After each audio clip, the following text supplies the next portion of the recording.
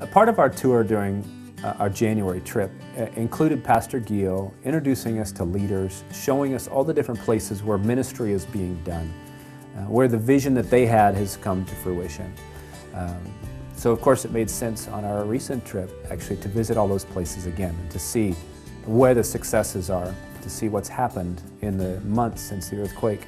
I want to show you some of the places where we've been because it is in the midst of a lot of other kind of bad press, just plain good news.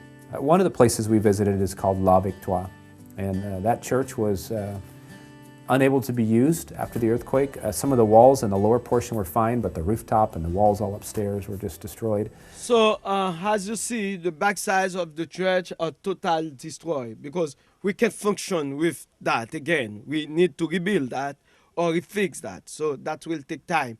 But as you know, that we use that building for the churches and also for the schools. So we need to refix it very, very quickly so that the school can operate. We think after 3 months, the students should come here for school.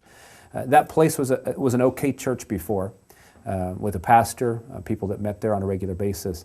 But today, that church has now been completely rebuilt. It's not only refurbished, but it's better than it ever was. It holds more people, is now also a school where kids come, probably 230 kids now. They get a classic and a Christian education. They're also taught in areas of hygiene and personal care. And as well, they have a nutrition program. They get fed every day when they're at school.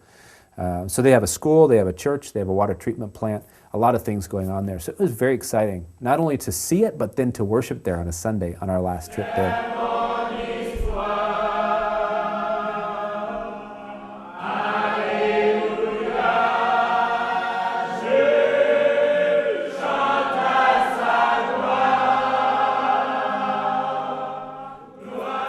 Another place that we were able to visit is called Provence, and that church as well was not destroyed, but unable to be used in the condition that it was after the earthquake. And since being there, that church has been rebuilt and is now better than it was to begin with. There we met Pastor Exa, and he really helped us to understand what I'll call the cultural time warp. Time means something different in that culture than it does for us. Through the American eye, we watch the media, and in fact, some of our teams travel there maybe for a second time, and they look to see what difference there is from the last time. But what may not appear to be progress to us is in fact a kind of progress to those in Haiti. And Pastor Exa really helped open our eyes to the fact that things are getting done in a far faster way because of our involvement than if we weren't coming at all. Without you, we can spend 10 years, 20 years, 30 years without repairing the church. But with your contribution, we can have it different. So we need to be patient. We need to work on their timeline. And instead of really passing a judgment on what to us may be slow progress, just enjoying the opportunity to come alongside, build relationships in the sense of solidarity as a church. Another place that we were privileged to visit in January, and then again to return to on this last trip, is a mountain town, 5 kilometers up from the main road, steep trails all the way up. When you get there, we found another church that had been destroyed enough that it was unsafe to meet in. Today that church has not only been finished, but it's better than it was before, and during our last trip there, we were able to attend the first wedding since the earthquake. That place was packed wall to wall for a 4.5-hour wedding service. And the real treat about that is that it was actually the pastor of the Value Church who was being married that day. So we got to witness that, celebrate a marriage, which just is evidence of the life that's coming back to these communities. And it's thrilling, of course, to know that the church, as it's being rebuilt, is a part of that rebuilding, that new hope, that change that's taking place in communities.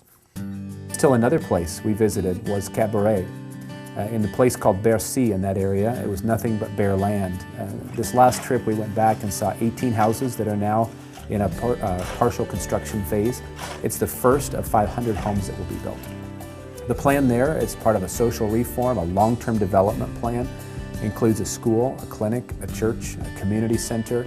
And part of this property will also include a vocational training center. On there, these homes will be a little bit larger than what people are used to being built. They'll be more affordable. on larger pieces of land where these folks that move into these homes, those who qualify to move in, will be trained in gardening so that they can actually create their own subsistence lifestyle, growing the vegetables that they need. They'll also be trained in vocations so that they can have jobs. They'll get the tools and the training and the accountability that they need in order to really have a meaningful life and to create the new generation of Haitian.